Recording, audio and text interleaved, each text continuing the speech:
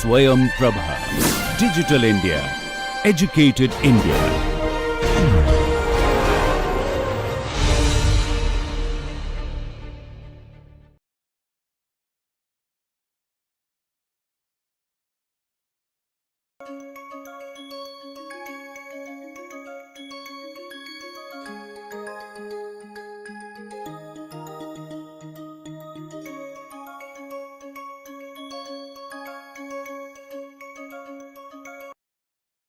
We have talked a lot about solving problems, creating new markets. But how do you find these problems? How do you discover problems or market needs or customer needs which the customers themselves don't know? So there are some ways of doing it. First is, of course, there's something called hackathons, which are competition. I'll give you some examples in a while, conducted by the government and other bodies, which gives you the problems because it has been discovered by the government or some institute. Then your own personal experience, and then community interaction, going out and talking to people. So a hackathon, Government of India runs a very big hackathon, probably one of the largest in the world, where it gives you problem statements, hardware problem statements, software problem statements, which are actual problem statements that the government wants to be solved, or companies or ministries or departments want to get solved. I strongly encourage all of you to visit the Smart India Hackathon site. You can see a screenshot. And many, many aspiring entrepreneurs and students like you who are watching have participated in the Smart India Hackathon. As you can see, almost 900,000 students, and number of problem statements is about 2,633.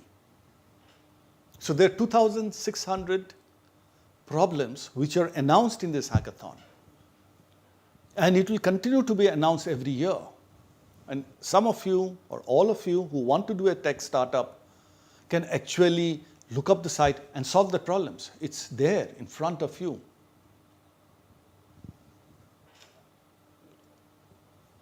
And you will find sometime in July, August of every year, the Smart India Hackathon, which is part of the government, will actually invite ideas. And if your idea is selected for any of the problem statements, could be a few hundred problem statements, you can then get a fund to develop your idea. So that's one way. There are also national missions which the government, so some of you who are a bit more advanced may look at different missions which are announced by the Government of India. And you can go to the portal and you can look at some of the missions that's on the portal, and I have shared a screenshot in the slide. You can look it up yourself. Then bodies like banks or financial institutes announce FinTech hackathon. So this is from RBI. Similarly, this is a financial hackathon, a FinTech hackathon by a large bank, which is Bank of Baroda. So that's about hackathons and problem statements which are publicly announced by different bodies or the government. A lot of times it's self-realization. So many of the startups, especially like Uber or Airbnb, were started by founders who experienced a problem. So someone who could not find a taxi actually went out and created Uber. Someone who could not find a place to stay in went out and built Airbnb. So a lot of times in your own life, as you face problems, you can solve it yourself through your own startups, and that's self-realization. I've already talked about social problems in the last module, and I'll talk again about creating social startups in my next module. But as you go around, you'll see a lot of social problems. and you can use a startup, you can use technology to solve some of these problems. So again, I would like you to reflect for 3 minutes, but in that 3 minutes, see if you can visit the Smart India Hackathon sites. Identify from the list of Smart India problem statement 1 or 2 that you may want to work on and solve. And then it will get you started thinking about problems and solutions, which is the first step towards doing a technology startup.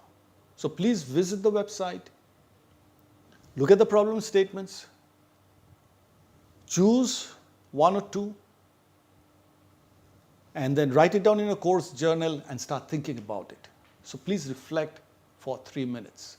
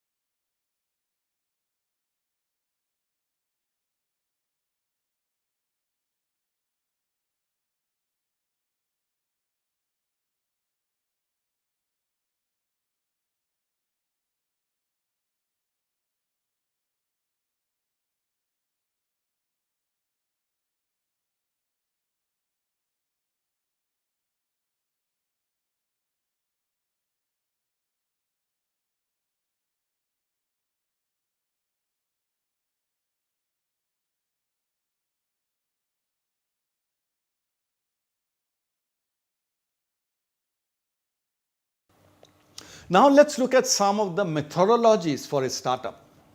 Because if you want to open a kirana store or a restaurant or a salon, there are many which you can look around and you might just get a lot of ideas from businesses that exist. But in a startup, there's no other business like that that you want to create. So there are methodologies. Some of the most famous ones, a lean startup, which came out of the Silicon Valley in United States, agile development, design thinking, which came out of Stanford, etc. Before I get into startup methodologies, let's look at the traditional product development model in existing companies, where first a function called sales or marketing or market research will create the requirements. Once they've created the requirements, they'll hand it over to an R&D team, and they'll not think about it. The R&D team then in their own way develops something, and then they give it to the production team and not think about it probably. Production team then sources the raw material, creates a product. By the time this handovers happened, the requirements of the customer may be very different from what the production department has produced. Then they hand over to the supply chain to package it and ship it. Then it goes to finance to price it and cost it. And by the time the product is launched in the market, it probably doesn't meet the need of the customer. And therefore, even traditional businesses have a lot of product failure. So let's start with the first methodology called Lean Startup. It was actually put together by a gentleman called Eric Rice, who started a lot of startups, especially in the west coast of US. And the salient features of this methodology is it's very fast cycle iterative versus the traditional waterfall method, which is step by step, and one department hands over, one other department hands over to the next department, and there's not much of feedback maybe. This methodology is very iterative. You start with a problem, start with a solution, check it out with the customer, get the feedback from the customer, make the changes, then again go back to the customer, and you keep making the iterative changes. Every point in time, you are actually talking to the customer, getting feedback, validating your assumptions, testing features and benefits, establishing price points, and so on. So you change very fast, you adapt very fast, you fail very fast, and all the time you're talking to the customer and getting feedback. A similar concept, especially in the software business, is about agile development. Again, an iterative way. It's not the traditional handover way of the waterfall way that one department finds a requirement, passes it on to the next one, they do something, passes it on to the next one, they do something, passes it on to the next one. And by the time the last department has done something, maybe it doesn't meet the customer needs and the product fails. So agile development again is do a bit, test a bit, learn a bit, get feedback, make changes, and so on. So that's agile. Hence the word agile, and earlier the word called lean. The other methodology which came out of Stanford and got popularized in Harvard papers, etc., was the concept of design thinking. And this methodology is all about really getting deep into customer needs. Because a lot of times, the customer doesn't know what is the problem. He's just used to living his life in a certain way. But design thinking actually makes the designer or the startup founder or the agile developer actually understand the life, the experience, the feelings, the emotions of the potential customer. Therefore, it's called empathize. And once you have understood the problems in the life of a customer, day-to-day life of a customer, the customer can be a business or a person, then you start defining the problem.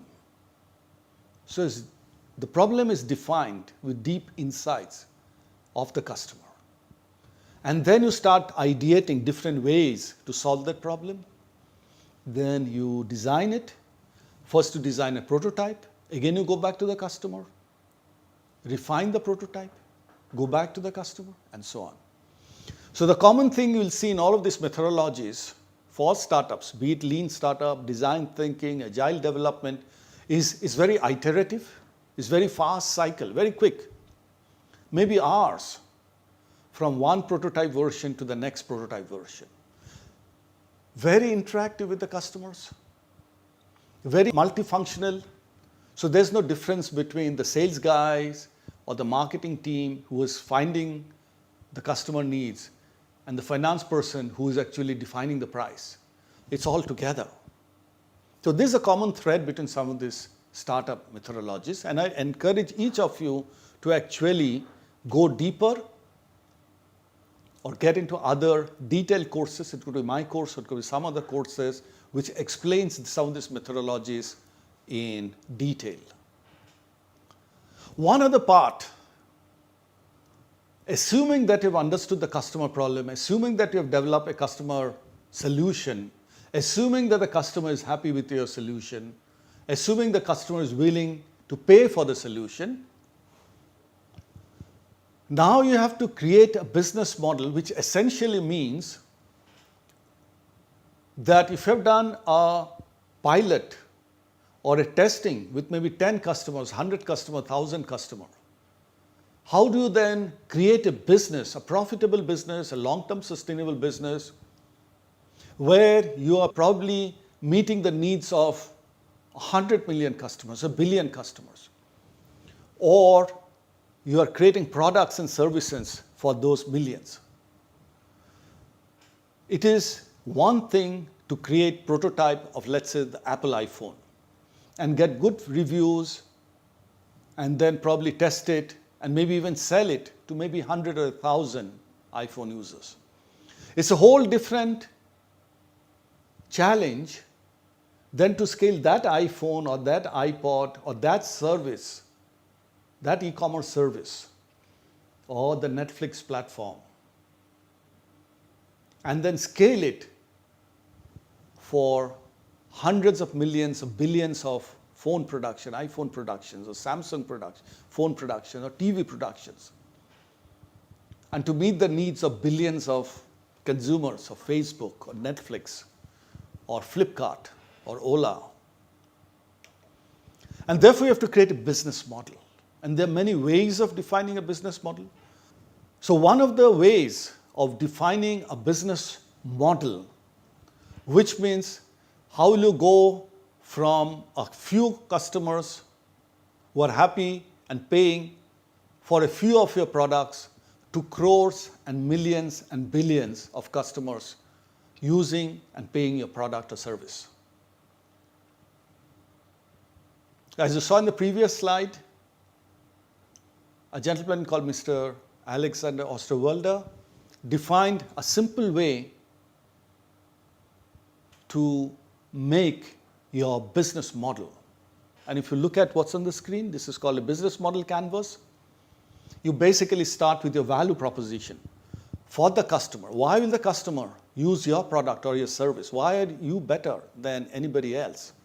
What's new about you? What will you do faster, better, cheaper, or in a more satisfying way?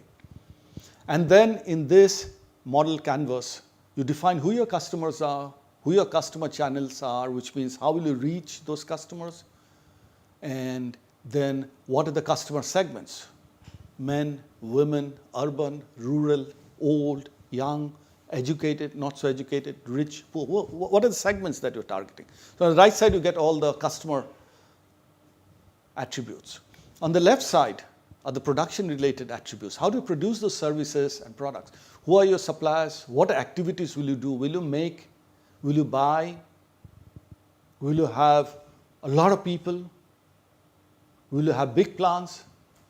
How much money do you need? Etc. So those are the supply side. And the bottom is the financial side. What is the revenue stream? Per day, per week, per month, per year. And then what are your costs to earn this revenue? So in this one simple business model canvas, which is called BMC in short, you can actually define your operating model. So now I'd like you to again reflect for 3 minutes and think about a product or a software that you use. How do you think the product was developed by the founders? Zomato, Ola, Uber, Book My Show, Make My Trip, Netflix, even Google, Facebook, Microsoft. How do you think those founders developed those products? And how do you think that they made the features and benefits of their products useful for you so that many people like you are using those products and services? Think about it, write it down in a course journal, and as you think about it, you'll start developing your entrepreneurial mindset. Reflect for 3 minutes.